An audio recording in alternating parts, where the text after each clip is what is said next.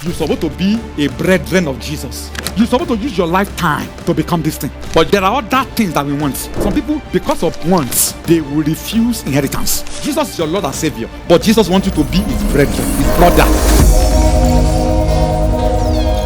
Look at me, my brothers and my sisters. You're supposed to be a brethren of Jesus. But Jesus will not be able to have many brethren except all those many brethren are conformed to the image of the firstborn. Everything God created in the earth, God put it in the hand of man. Everything God made in the heavens, first heaven, second heaven, third heaven, God put it in the hand of angels. But there are other things that God never put. The person that God deemed fit to hold those things is the Son. That was say, angels desire to look into those things, but they cannot, because those things are higher. They will just have a desire. I wish I'm the one that is this man. I wish I'm the one. But you get angry and leave it.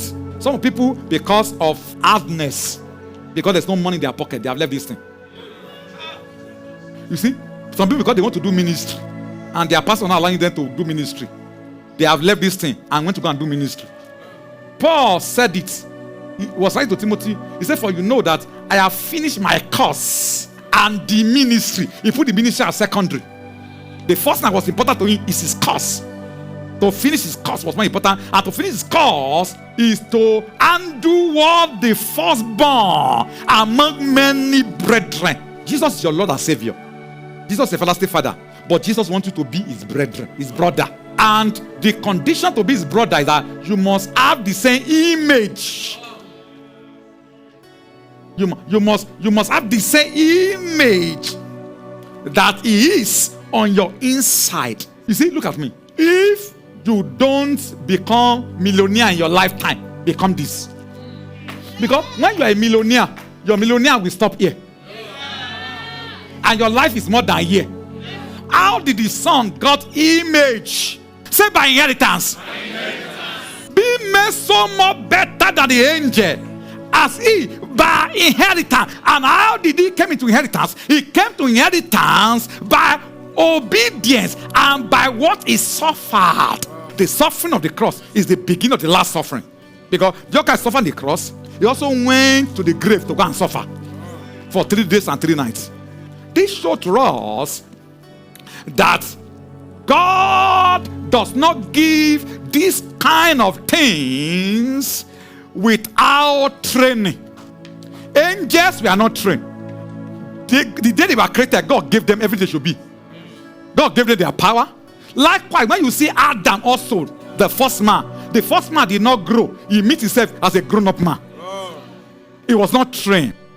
The thing that God left out, that Jesus became heirs of all these things, is not for Jesus alone. Jesus should be the firstborn among many people that should have that inheritance. Jesus does not really need those inheritance. Why Jesus had to receive those inheritance is because he needed to show us the way to have access to those things. Because the Bible said in the book of 1 Corinthians 2, eyes have not seen, nor ear heard, neither did enter into the heart of man, so you cannot even think of them. Nobody have capacity to think of them. That means we lack facility in us to think these things. It will always exceed your thought, even when they help your thought to go up.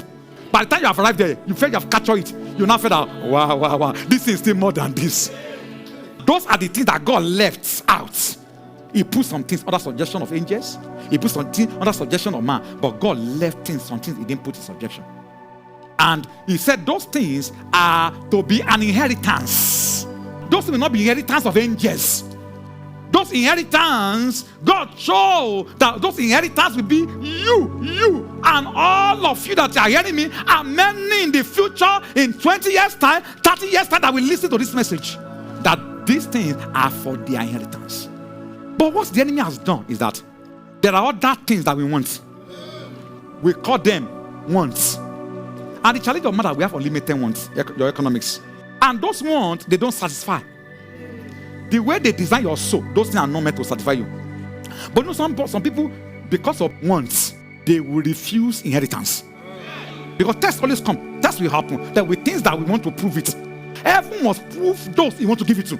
And the only way heaven will prove them is that heaven sometimes will hold back some things to see if there is a value for what he wants to give you. Do you have value it or not?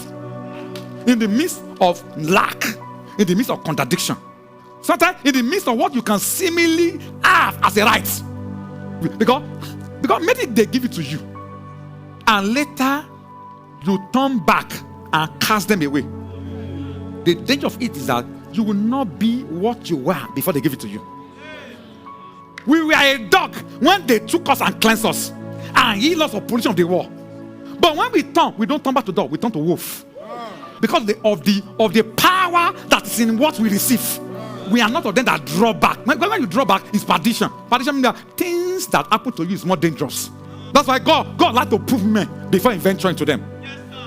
Just to ascertain and to be sure that what is committing to you, this inheritance thing that I want to commit to you, that you can take it. That is where people call suffering comes in. These are the victory, the conquest, the triumph that the Son of God came into.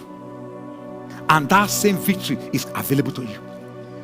You're supposed to use your lifetime to become this thing. If I believe it, I will see the glory of God. If I preach it, you believe it, but I preach it, you will see it, and I will not see it. So there's a clarion call. Can many respond the way the first begotten responded?